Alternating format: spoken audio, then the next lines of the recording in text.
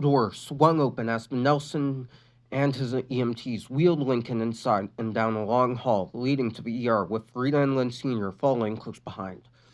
Once they reached the ER doors, however, a nurse stopped the two of them from going any further as several doctors and nurses took Lincoln into the ER. I'm sorry, Mr. and Mrs. Loud, but visitors are not allowed in the ER without permission. You need to wait inside the waiting room for now. The doctor will inform you of your son's condition once he's been examined, the nurse informed them. No, I won't leave his side, Rita insisted, but Lynn Sr. held her back. Rita, calm down, he urged her.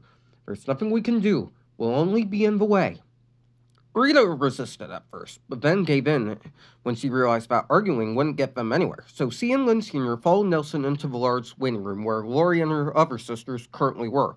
They all displayed expressions of fear, sorrow, and uncertainty. Luan was there as well, but she sat far across the room, away from the rest of her family too, ashamed to even look at them. Lori was currently texting Bobby and her new college friends about what had happened to Lincoln when she looked up to see Rita and Lynn Sr. enter the room. Mom, Dad, how's Lincoln? Lori questioned worriedly. Bad, Lynn Sr. answered. One of his lungs apparently got punctured by a broken rib and filled with blood. The EMTs had to drain it with a trocar in the ambulance so he wouldn't suffocate. Oh no. Lori placed her hands up to her mouth in shock. Where is he now? Lenny asked. Lincoln's in the ER, Lynn Sr. answered. They're examining him now, but they'll notify us of his condition once they thoroughly examine him. Oh, I just hope Lincoln doesn't die on us, Lucy replied in a worried tone. Don't say that, Lucy, Rita scolded. Lincoln's a very strong kid. He'll pull through. I know he will. Meanwhile, in the ER, Lincoln was currently being run through a CT X-ray unit by a doctor named Lloyd Florence and four other nurses. He had recently transferred from the hospital in Teaneck, New Jersey to Royal Woods, Michigan a year ago and was known as the best doctor and surgeon in all of Royal Woods. Before Lloyd became a surgeon back in Teaneck, he served as an EMT officer in the Teaneck Volunteer Ambulance Corps for 5 years and had responded to many cases of prank-involved injuries, some involving broken arms and legs to dislocated jaws and fractured hips. But this was, by far, the worst he'd ever seen. Lloyd had been informed by Nelson about the cause of Lincoln's injuries and had pretty much guessed that he was in for some very unpleasant results. And he was correct about that. In the CT scan results, displayed on the computer screen in front of Lloyd, it showed a massive skull fracture in Lincoln's forehead, with a piece of shattered skull actually embedded into the frontal lobe of his brain. Lincoln's temporal lobe also showed signs of severe bruising in the bronchus area of brain, and a few other areas also received heavy damage. Lincoln's spine also had been broken near his waistline, as one of the EMTs had suspected earlier. The scan revealed that 3 of Lincoln's right side ribs had been broken, which had caused the puncture in his right lung. His left rib cage also had 2 broken ribs, but luckily they hadn't punctured his left lung. Lloyd didn't know how it was possible for a 14-year-old kid that received injuries to this extent to still be alive. But by some miracle, or perhaps by divine intervention, Lincoln was able to pull through. Lloyd knew without surgery, though, Lincoln wouldn't survive for long. This is far worse than I thought, Lloyd said, turning to the nurses. We need to get him to the surgery room right away. I'll need to operate immediately. Right away, Doc, one of the nurses nodded. Then she and the other nurses rushed into the CT scan room with a stretcher. This is going to take a while, Lloyd said as he watched Lincoln being gently laid on the stretcher through the glass window of a room separating him from the scanner chamber and the analysis chamber. I'll need to fix his skull, try and mend his spine the best I can, then reset the broken bone in his forearm and rib cage. A few minutes later, Lincoln was in the surgery room being prepped for the long surgery by Lloyd and his team of nurses. An IV needle with sleeping medication was inserted into Lincoln's left arm. A few areas of his head saved for the brain surgery, and a heart monitor and respirator was hooked up to him. They also had to strip Lincoln down to just his socks and underpants in order to reach the areas where the surgery would be performed for his spine. After doing this, the surgery began. It was around 5:14 p.m. by the time Lincoln's surgery was fully complete, and his parents and siblings were still patiently waiting for the results. A nurse had informed them several hours ago that Lincoln would be heading into surgery, yet they weren't informed as to how long it would take, nor to what internal injuries he had received. Mom, do you think Lincoln will be all right after this? Lola asked, still worried. I don't know, Lola, Rita replied. We'll just have to see what the doctor says. As if on cue, the doors to the ER opened and a doctor with brown crew cut hairstyle entered the room. It was Lloyd. He noticed the Loud family all waiting in the corner of the waiting room and headed towards Rita and Lynn Sr. Hello there. You must be Mr. and Mrs. Loud, I presume, he greeted. Yes, Rita stood up. I'm Lincoln's mother, Rita Loud. Lynn Sr. here is my husband, and these 10 girls here are our children. Lloyd was surprised at how many siblings Lincoln had. He never met a family with this many children before, yet this made Lloyd feel a bit bad due to the results he had from Lincoln's condition. He hated being the bearer of bad news, and this was definitely one of those times. I'm Dr. Floyd Lawrence, the one who performed the surgery on your son Lincoln Loud, Lloyd introduced himself. Oh, Doc, please tell me Lincoln's all right, Reed practically pleaded. He's still alive, right? Lana asked Lloyd. Lloyd sighed and then said, Yes, he's alive, and he'll live. Rita and the rest of her family looked great relief, including Luan, and Lynn Sr. said in a thankful tone, Oh, thank goodness. Lloyd held out his hand and said in a firm tone, You didn't let me finish. Now, I said that Lincoln will live, but I wouldn't exactly call it living. Rita, Lynn Sr., and the rest of the family frowned in both confusion and concern. What do you mean, Dr. Florence? Lynn Sr. asked in concern. Lloyd took a deep breath and said in a regretful tone, What I mean is that Lincoln will live, but he'll never be the same again. The injuries he received from that refrigerator falling on him were extremely severe, so much that I can't understand how he didn't die from it. Lincoln should be dead, but he isn't. His spine got broken near the waistline, so he'll be paralyzed from the waist down, meaning he'll be confined to a wheelchair for the remainder of his life. Because of this, his back will also be in constant agony for the rest of his life as well. Lincoln won't be able to so much as twist himself left or right without causing himself pain. I did my best to try and repair the spinal damage, but it was too severe to completely fix, so Lincoln's not going to be walking ever again. No, Lincoln, Rita gasped in shock and began to tear up. Lincoln Sr. and the others looked just as shocked, but Lan looked even more shocked. She also began to cry again as well. Yes, Lloyd said sadly. Like I said, it's bad, but I'm sorry to say that this isn't even the worst of it. Well, what are you saying? Rita asked with tears in her eyes. Lloyd was almost too afraid to speak, worried about how the family would react, but he knew that they deserved to know the truth. Sighing with a bit of hesitation, Lloyd said, Lincoln's brain received possibly some of the worst damage imaginable. His skull got severely fractured and cracked in several areas, which damaged and impaired some of his higher brain functions, the worst part being his forehead. A piece of Lincoln's cracked skull actually got stabbed in the frontal lobe of his brain from the force of impact, and his temporal lobe was bruised very badly, which damaged his cerebral cortex. Because of this, Lincoln will end up with severe memory loss. He may not remember who you are or even who he himself is. Over time, as his brain heals, he might recover some, but not all of his memories. He'll end up having memory gaps because of it. Due to damage done to his frontal lobe, Lincoln will also no longer be able to form coherent sentences, care for himself, nor eat properly. He'll have to be taken care of for the rest of his life, such as being fed, dressed, bathed, and also have to be put in diapers as well until he can be re-educated enough to use the toilet, if even possible. To sum it all up, Lincoln's mind has pretty much ended up being set back to the mindset of a toddler or a mentally disabled person, and it will be this way for the rest of his life. I really mean no offense when I say this, but if it were me in Lincoln's shoes, I'd have much rather preferred death, because like I said, this isn't what I call living. Time seemed to stand still for the entire Loud family as these horrible words left Lloyd's mouth.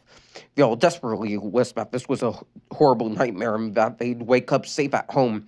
But there was no way they could deny what they just heard, nor could they fool themselves.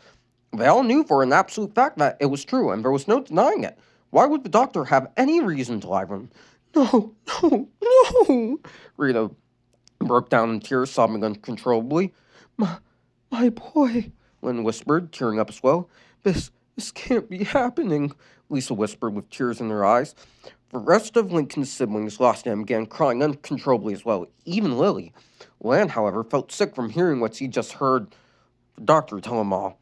Lincoln was now a cell of his former self, and it was all her fault. She felt the bile rise in her throat, but Luan forced it back as hard as he could, not wanting to show such weakness in front of her family by puking. Luan was 17 years old now, and she wouldn't let her weak pride get the better of her. I'm really sorry, but there's nothing I can do about it. Believe me when I say I tried, but Lincoln's injuries were just far too severe to completely fix, Lloyd said with a sad face. Where is he now? Rita asked, wiping tears from her face. He's in the recovery room right now, but he's not conscious yet. The anesthesia hasn't fully worn off yet, so Lincoln will be asleep for another hour or so, Lloyd answered. Can we see him? Lynn Sr. asked. Yes, I'll show you all to the recovery room, Lloyd said, leading Lynn and Rita and Lynn Sr. towards the ER doors with their daughters following behind. Beyond the doors was a long T-shaped hall with a sign on the wall at the end. The left hall led to the surgery room, and the right hall led to the recovery room.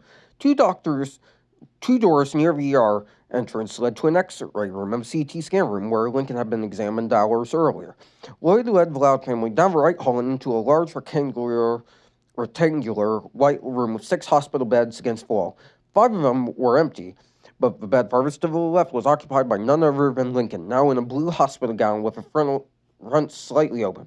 He had an IV needle in his left arm, which supplied his body with fluids to keep him hydrated, a cast around his right arm, and bandages around his chest and head.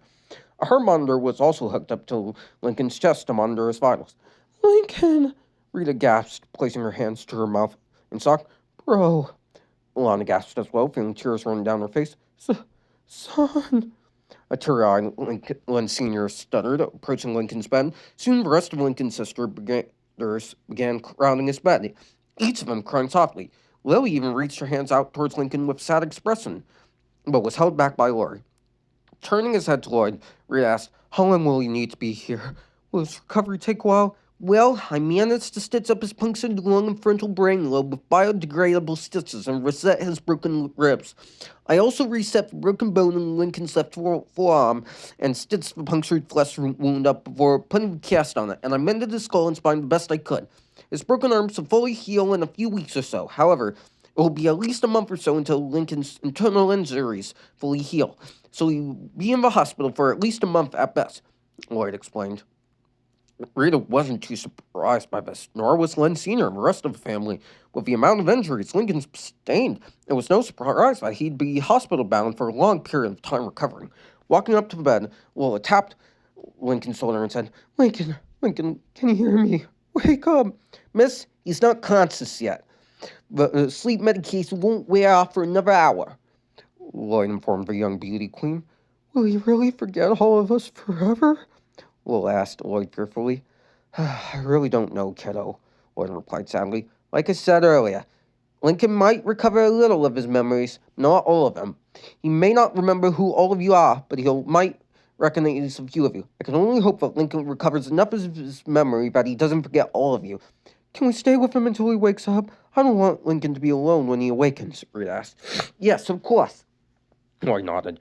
Visiting hours are from 8 a.m. to 9 p.m. Stay as long as you wish. I have to tend to some other patients right now, so I'll take my leave for now. Just call me or one of the nurses on the bedside speaker if Lincoln wakes up, and we'll be here to check on him momentarily.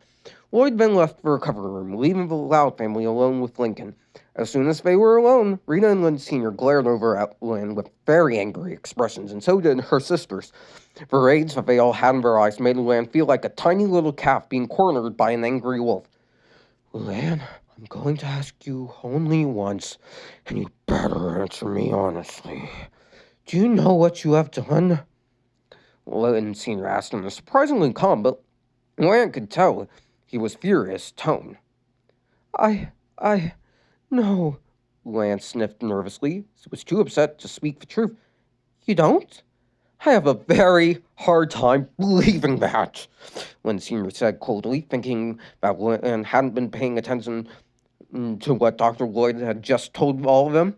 Lynn just shook her head no and said, I didn't mean for any of this to happen. You gotta believe me. I swear, I didn't know that leg on the fridge was loose enough to where it would cause it to fall on Lincoln. Luan, it doesn't matter whether or not you knew the leg was loose. I'm very sure you didn't intend to drop the fridge on Lincoln, but it was the cause and effect of your recklessness. Rita chimed in. I'm sorry, I didn't want this to happen. I'll never break anyone again, I swear, Luan insisted with tears forming in her eyes again. Luan, do you have any idea how many times we've all heard you say that? How you'll change your ways and stop pulling pranks on us on April Fool's Day, and so on. Well, I hate to break it to you, Luan, but we're not buying that anymore, Luan Sr. replied. I guess I'm grounded forever, Luan muttered. Oh, you're darn right about that, Luan, Luan Sr. snapped angrily. But that's not all that's going to happen. Well, what do you mean? Luan stammered nervously. As soon as we return home, I want you to go up to your room and remove every single prank prop, joke book, and anything that falls into the comedy category from it, and have them ready to go to Goodwill, Luan Sr. instructed firmly.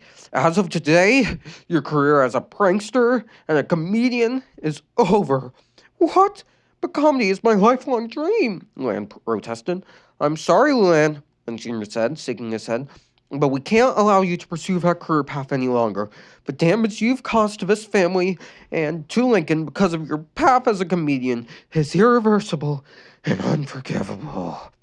Every single year during April Fool's Day, you find new and sometimes very reckless ways to pull pranks on our family and in my house.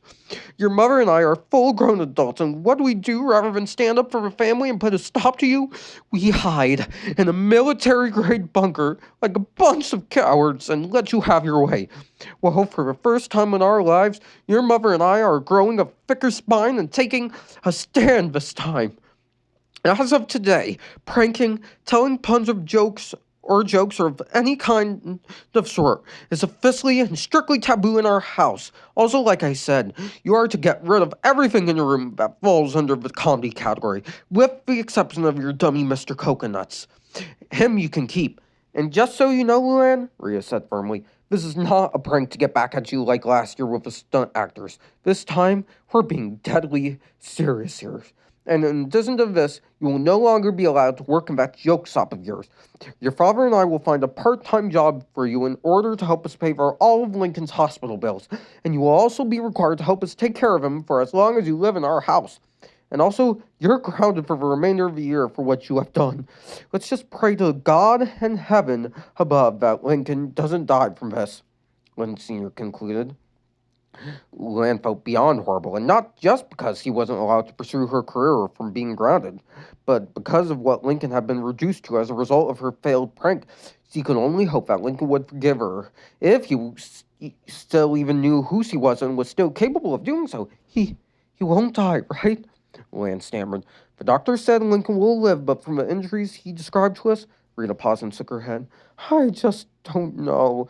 I'm sorry. Luan whimpered. Shut up, Luan! Just shut your mouth! I don't want to hear any more of how sorry you are. Luan Sr. snapped coldly. If you are really sorry, then you'll live with the consequences of your actions, and you'll start by doing what your mother and I told you to do. You're 17 years old and almost a legal adult, so you're going to be treated like an adult and face the consequences like an adult. Luan just cowered away from the hospital bed, saying nothing else. About an hour later in the recovery room, Lincoln began to slowly open his eyes. His parents and sisters were unaware of it at first, since they were all sitting in chairs alongside the wall. Yet his mother's attention was drawn to him when he let out a grunt from his bed. Lincoln? Rhea said, gazing up from Lily in her lap at the hospital bed. Lynn Sr. and the others also turned their attention to Lincoln's bed as he opened his eyes fully, yet still visibly dazed from the sleep medication. Ugh, Lincoln muttered in a weak, slurred voice. Lincoln? Lincoln Sr. exclaimed in relief, rushing up to Lincoln's hospital bed. The rest of his family soon gathered around the bed, including Lynn, who made direct eye contact with Lincoln in hopes that he'd still recognize her. Lori called for Dr. Lloyd on Lincoln's bedside speaker and informed him that Lincoln had woken up from his sleep. Lincoln, Luan began shedding tears of remorse. I'm sorry. I'm so sorry this happened to you. I never meant for this to happen, I swear. Please forgive me. Lincoln didn't respond, but he did widen his eyes and tilt his head to the left a bit with a somewhat confused and dumbfounded expression on his face. He then turned his head to the left, then to the right and grunted, as if he had no idea where he was or what had happened. Lincoln, it's me, Luan, Luan said nervously.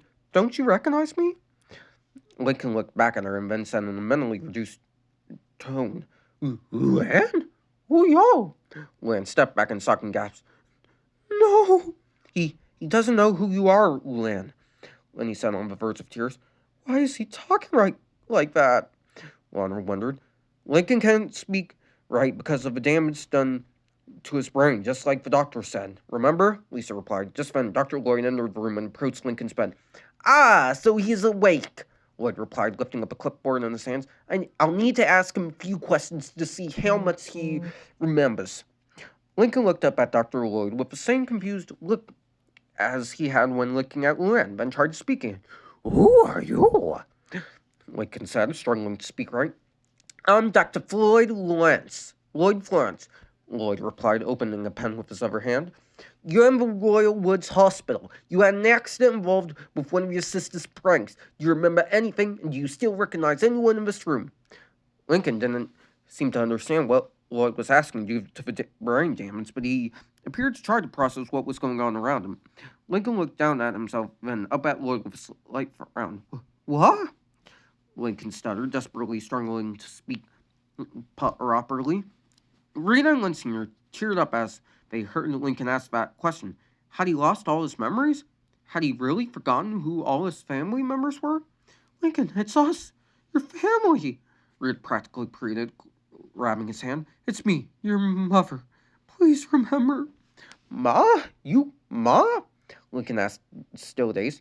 Ma'am, I don't think he recognizes you or any of the rest of your family, Lloyd said, writing notes on his clipboard. Like I said before, it may be a while until some of Lincoln's memories return. His cerebral cortex got badly damaged, so it's going to be a while until it heals enough for him to recover some of his memory. So remember us when that happens, right? Rita asked. Perhaps, but it'll be impossible to tell as of now, but we'll know in a few weeks or so. Lloyd answered, turned back to Lincoln. Lincoln, I don't know if you can understand me yet, but do you recognize anyone in this room? Can you remember anything at all? Remember? Lincoln stammered, looking over at his parents and sisters with a hazy expression. He stared long and hard at them, then slowly turned his head towards Rita, and his eyes widened a bit. And then he said, Mama? Rita nodded and grasped his good hands with both of her hands and said in a sad voice, Yes, baby, it's me, your mother. Do you still recognize me? Lincoln looked directly at his mother with tears running down her face and then said in a slow nod, Ma, you? Ma. A relief expression came over Rita's face when he heard Lincoln's reply. He apparently had his memory of her, but he wasn't sure if Lincoln would remember the rest of his family yet. Who they? Lincoln asked, pointing at his sisters. Rita glanced at him and said, They're your sisters, Lincoln, and your dad is the person next to me. You remember them, right? Lincoln just stared at his father and sisters, who all had tears in their eyes along with worried expressions. He looked at each one, then grunted in a confused manner, as if he had trouble guessing who they were. Lincoln grunted, shaking his head slowly. Rita felt a jolt of sorrow rush through her when he said that, but she remembered what Lloyd had said about his memory gap due to his damaged cerebral cortex. She could only hope that over time, Lincoln would remember his sisters as his brain healed. It appears that Lincoln seems to remember you, Mrs. Liao. However, he doesn't seem to remember his father or sisters yet. Hopefully that might change once his brain heals over time, Lloyd said, writing notes on his clipboard. I hope so, Rita said in a worried tone. Does he even know where he is or what's happened to him? Len Sr. asked. Lincoln seems to be aware of something being out of place, but I doubt that he'll be able to understand the current situation going on here, Lloyd answered. Remember, his mind has reverted back to a toddler-like state due to the extreme brain damage he suffered from that fridge falling on him. From what I've analyzed here, Lincoln still attains some higher forms of communication, such as understanding speech and body language. However, as you can all see, he's unable to speak properly or form full sentences due to the brain damage he received. Frankly, I'm amazed that Lincoln is able to still even understand human speech this early in his recovery, let alone speak. This was something I didn't expect. At least Lincoln still remembers his mother, Lynn Sr. said with a bit of relief. Lincoln just continued to turn his head left and right, staring out of the walls at his family a few times, but he appeared to be lost in his own world and completely naive to anything that had happened back at the house. His expression was now that of a mentally disabled personnel, completely devoid of any emotion yet. Lincoln appeared to realize that something was off since he was in a hospital bed with bandages all over him. Dr. Lloyd was also amazed that Lincoln was even able to speak at all this early in his recovery, yet let alone understand human speech. He had never dealt with children that had received injuries this severe, yet Lloyd had seen a few patients brought in with very similar injuries in the past that had resulted from high-speed vehicle crashes. Lloyd recalled seeing a teenage patient a year ago that had been paralyzed from the waist down and received heavy brain damage from a DUI crash involving a big rig driver. The big rig driver had passed out drunk behind the wheel of his truck and hit a small Scion XC at a full 85 miles per hour, mortally wounding the male teenage driver inside it. His injuries were almost as bad as Lincoln's, but unlike Lincoln, he didn't survive a trip to the hospital and succumbed to his injuries, which resulted in his death. Lloyd could only hope that Lincoln wouldn't meet the same fate, or even if he wouldn't be exactly living like he had stated earlier. This is probably the only patient I've seen survive this long after receiving the type of injuries Lincoln received. None of the other patients I've seen in the past survived injuries like this for more than an hour, yet Lincoln is still living and breathing, Lloyd said. Rita looked at Lloyd and asked, "How many patients have you seen that got injured the way Lincoln did?" "If I remember correctly, about four, and they were all adults, with the exception of one being a teenage driver. But unlike Lincoln here, none of them survived for more than an hour or two at best. So I have to say that he's the luckiest kid alive," Lloyd answered. "I'm not denying divine intervention being a possibility given the circumstances here. Normally, any person of this age would usually die from having a heavy appliance like a refrigerator dropped on them, but Lincoln survived it. But how long will he live?" Lori asked. "He'll have to be looked after for the rest of his life, like I mentioned before," Lloyd answered. "Lincoln will have to be confined to a wheelchair since he's paralyzed from the waist down, and he'll definitely have to be re-educated since his mind's been set back to a toddler-like state due to the brain damage he received from a prank accident. Since he'll outlive your parents, you and your sisters will need to look after him when the time comes. I know this may be hard for all of you, but this is how it's got to be." Lincoln's parents and sisters all gazed at him with tears in their eyes, including Luan. She no longer cared that she was grounded or forced to give up comedy for life, not after seeing just how badly Lincoln really was after waking up. Luan would gladly give it all up just to see her brother back to normal again, but she knew this was impossible. Luan now began reflecting on all the times that her parents and sisters had warned her to stop with the pranks and how she had promised many times over that she'd go easy on them from now on, only to go back on her word afterwards. And now, as a result of Luan's recklessness, Lincoln had almost been killed. "I should have just quit when you all said to," Luan thought as tears drenched her face. "I'm so sorry, Lincoln. You're like this because of me, and it's all my fault." Luan knew that her apologies would never make up for the mistakes he had made, but he could only hope that her family would forgive her as time went on, as he prayed that Lincoln would remember her over time once he recovered from his injuries. Luan didn't know if Lincoln would forgive her if his memory of the events returned once his brain healed, but he could only hope that her mind wasn't too far gone for him to still understand forgiveness. For Luan, things seemed hopeless, and he didn't know what to do. Luan had no doubt that her friends and Lincoln's friends would hate her very existence once they learned about what had happened to Lincoln as a result of her reckless pranking. But she couldn't blame anyone but herself if it came to that. This was a burden that Luan knew she'd have to bear for the rest of her life, and she'd take it to her grave. Comedy meant nothing to Luan now, only her brother. "Forgive me, Lincoln," Luan thought, glancing over at Lincoln, who made brief eye contact with her, and for just a brief second, Luan could have sworn she noticed a spark of recognition in his eyes.